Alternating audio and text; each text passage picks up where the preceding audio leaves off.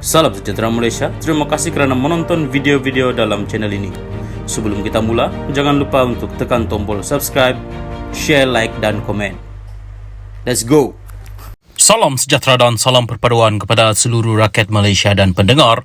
Berita panas malam ini dipetik daripada Malaysia Kini bertajuk Anwar, saya tak nak gaduh. Dr. Mahathir minta bukti, saya bagi. Berita penuh.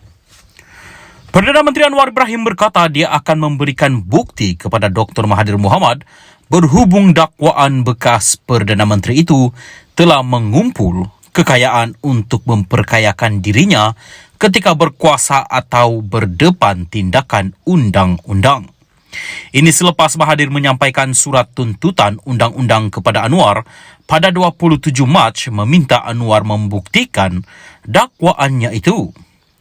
Saya tak nak gaduh, dia minta bukti, saya bagi, no problem, kata Anwar pada majlis dialog bersama pelajar Universiti Teknologi MARA UiTM Shah Alam hari ini.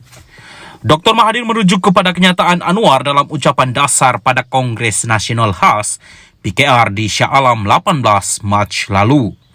Bagaimanapun, Anwar tidak menyebut nama Mahathir tetapi merujuk tempo pemerintahannya berkata, ada orang sekarang setelah 22 tahun campur 22 bulan jadi berkuasa sekarang mengeluh. Melayu hilang segala-galanya, hilang harta, hilang saham. Bagaimana saja hilang kalau kamu bolot untuk keluarga dan anak-anak kamu. Sekarang bila hilang kuasa, bicara soal rakyat. Jangan perbodohkan rakyat. Rakyat harus bangkit mempertahankan hak mereka. Kumpulkan, tonton, Tan Sri, tauke-tauke besar, berapa kerap orang sekarang merancana untuk menggugat dan menggunakan sentimen kaum, mengajak orang-orang Melayu membenci kepada kaum-kaum lain dan menyatakan kuasa hilang dakwa Anwar pada 18 Mac lalu. Anwar juga ketika berucap pada masa itu juga mendakwa orang berkenaan tidak membayar cukai dan memindahkan kekayaannya ke luar negara. Mahathir mendakwa ini rujukan yang jelas terhadap dirinya kerana laporan media mengenai ucapan itu menyebut namanya.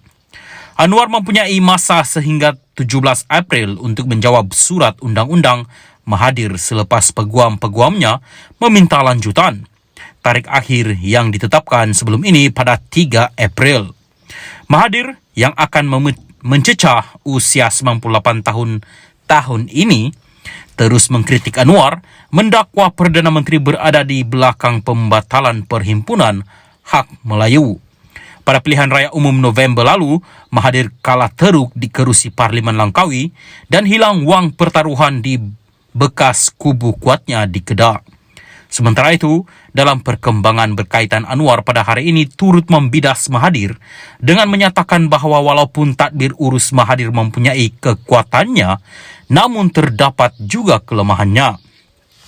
Dia tidak memperincikan kelemahan itu tetapi merujuk komen Mahathir pada 2018 yang melabel orang Melayu malas. Anwar menyoal bagaimana orang Melayu satu bangsa yang boleh bersikap malas sedangkan dari segi sejarah, merekalah yang menjadikan Melaka sebagai negeri kosmopolitan dan hub perdagangan yang terkenal.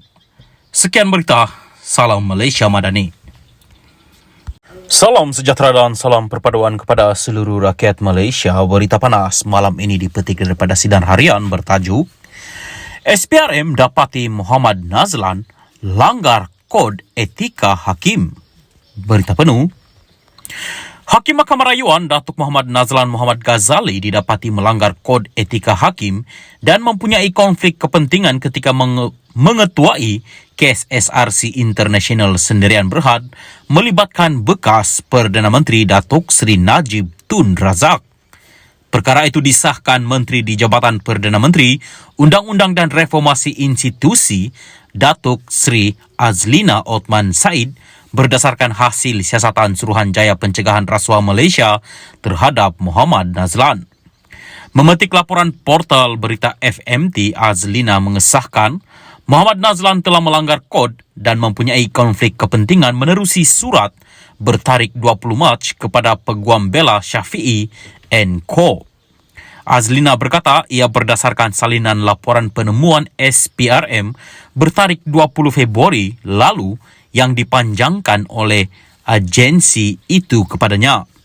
Azlina dilapor menjawab surat daripada Peguam Bela Najib bertarikh 15 Mac yang bertanya sama ada SPRM menulis kepada Ketua Hakim Negara Tun Tengku Maimun Tuan Mat untuk mengesyorkan supaya prosiding tata tertib dimulakan terhadap Muhammad Nazlan berhubung pengandaliannya dalam kes SRC.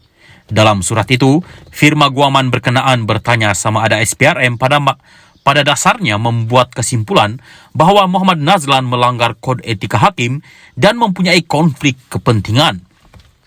Dalam surat balas kepada firma guaman itu, Azlina berkata beliau boleh mengesahkan persoalan-persoalan yang dikemukakan telah dijawab secara afirmatif.